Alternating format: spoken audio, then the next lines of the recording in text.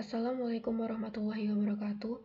Izin memperkenalkan diri, nama saya Evi Nur Rahmawati dengan NPM 2217051010. Di sini saya akan menjelaskan mengenai tugas 1 teori bahasa otomata, yaitu mengenai teori komputasi.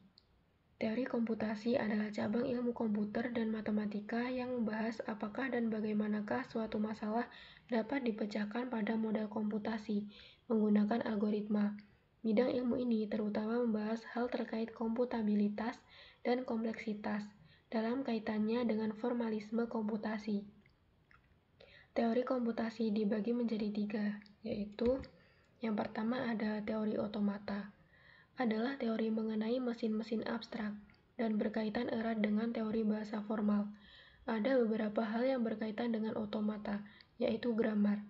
Grammar adalah bentuk abstrak yang dapat diterima untuk membangkitkan suatu kalimat otomata berdasarkan suatu aturan tertentu.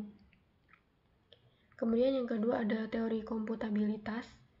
Teori komputabilitas bertujuan untuk mengkaji kebutuhan waktu dan ruang untuk memecahkan persoalan yang diselesaikan dengan pendekatan yang berbeda-beda. Kemudian ada teori kompleksitas. Teori kompleksitas mengklasifikasikan persoalan sebagai persoalan mudah atau persoalan sukar. Kemudian ada model komputasi. Yang pertama ada finite state automata atau finite state machine. Adalah mesin paling sederhana untuk mengenali pola.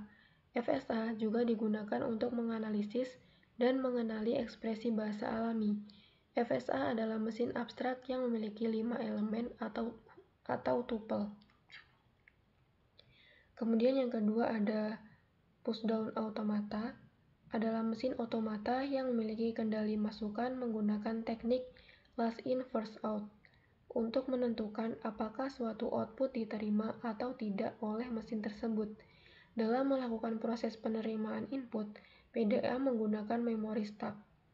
Kemudian yang ketiga ada mesin Turing.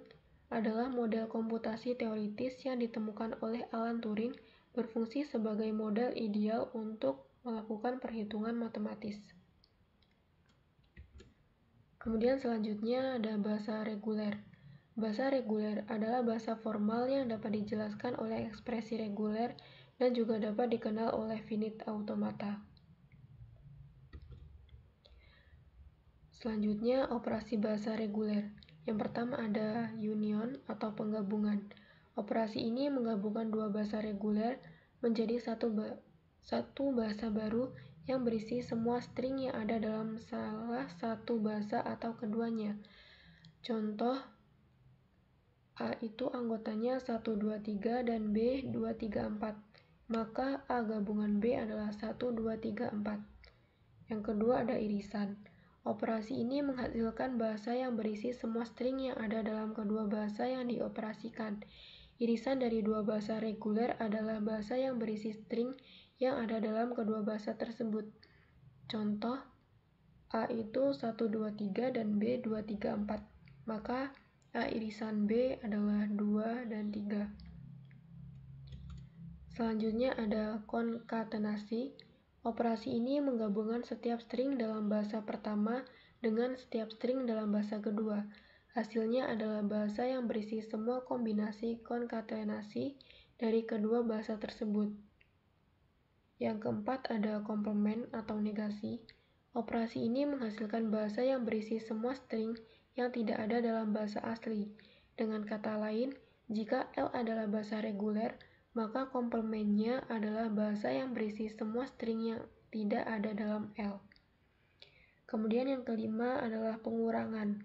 Operasi ini mirip dengan komplement, tetapi menghasilkan bahasa yang berisi string yang ada dalam bahasa pertama, tetapi tidak ada dalam bahasa kedua.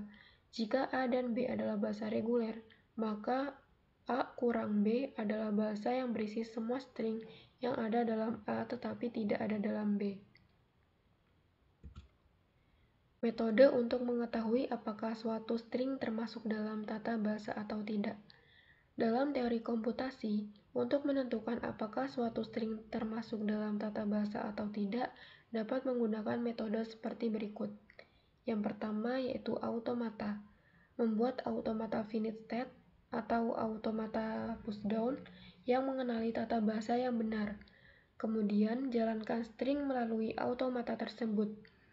Jika automata menerima atau berhenti dalam keadaan akhir setelah memproses seluruh string, maka string tersebut termasuk dalam tata bahasa. Jika tidak, maka tidak. Selanjutnya ada tata bahasa formal atau formal grammar. Mendefinisikan tata bahasa dengan menggunakan tata bahasa formal seperti tata bahasa konteks bebas atau tata bahasa berkonteks. Kemudian dapat menggunakan parser untuk memeriksa apakah string tersebut dapat diurai sesuai dengan tata bahasa yang didefinisikan. Jika string dapat diurai dengan sukses, maka string tersebut termasuk dalam tata bahasa. Selanjutnya ada ekspresi reguler. Untuk tata bahasa yang lebih sederhana, dapat menggunakan ekspresi reguler. Kemudian dapat membuat ekspresi reguler yang mencakup tata bahasa tersebut dan mencocokkan string dengan ekspresi reguler tersebut. Jika string cocok dengan ekspresi reguler, maka string tersebut termasuk dalam tata bahasa. Kemudian ada teori bahasa formal. Memanfaatkan konsep-konsep dalam teori bahasa formal seperti teori himpunan dan bahasa untuk memeriksa apakah string tersebut termasuk dalam tata bahasa yang didefinisikan oleh himpunan aturan dan simbol-simbol tata bahasa. Sekian penjelasan dari saya. Terima kasih. Wassalamualaikum warahmatullahi wabarakatuh.